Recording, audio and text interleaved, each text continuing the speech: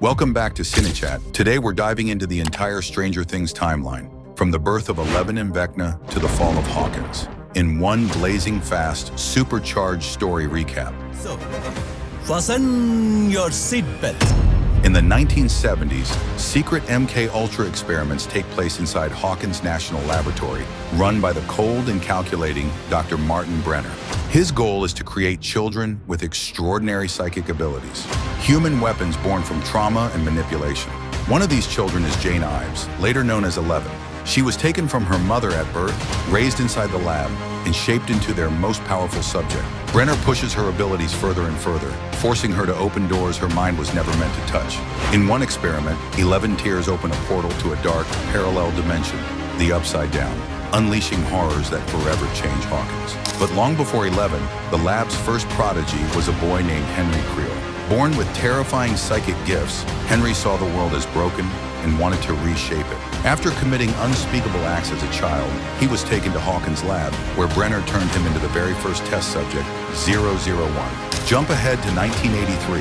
Will Byers vanishes on his way home, and Hawkins spirals into chaos. His friends Mike, Lucas, and Dustin search for him and stumble upon Eleven, freshly escaped from the lab and terrified. Joyce believes Will is communicating through flickering lights, and Hopper uncovers that the government is hiding something enormous. The kids confront the Demogorgon. 11 sacrifices herself, and Will returns, but the Upside Down has marked him. In 1984, Will becomes connected to a colossal being known as the Mind Flayer, a towering presence controlling the Upside Down itself. Demo dogs swarm Hawkins, and 11, now living in hiding with Hopper, begins discovering who she is and where she came from. She eventually returns and closes the gate in a massive psychic showdown, but the Mind Flayer still watches from the shadows. Then comes 1985, the summer of Starcourt Mall. Bright lights on the surface, but a Soviet superweapon underneath. The Russians are trying to reopen the gate. Billy becomes the Mind Flayer's puppet, the townspeople fuse into a giant flesh monster,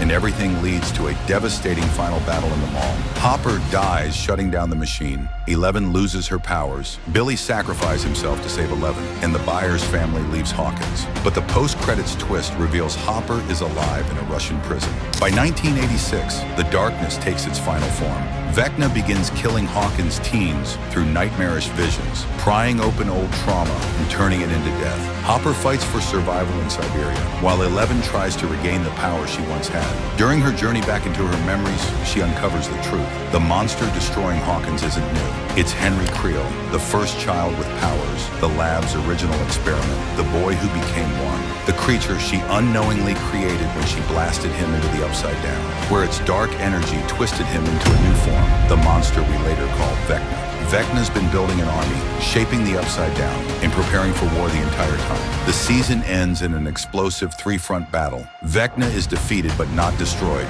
Max dies and is revived but lies in a coma. And the four gates he created tear open, merging and unleashing the Upside Down into the real world. Hawkins is cracking apart. The sky burns with ash. The final war has officially begun. Vecna is alive. 11 has returned to full power. And in Stranger Things Season 5, the ultimate showdown between the girl raised as a weapon and the boy born a monster is finally coming. Hawkins will never be the same. Stay tuned, because cinechat will be right here to review the final chapter.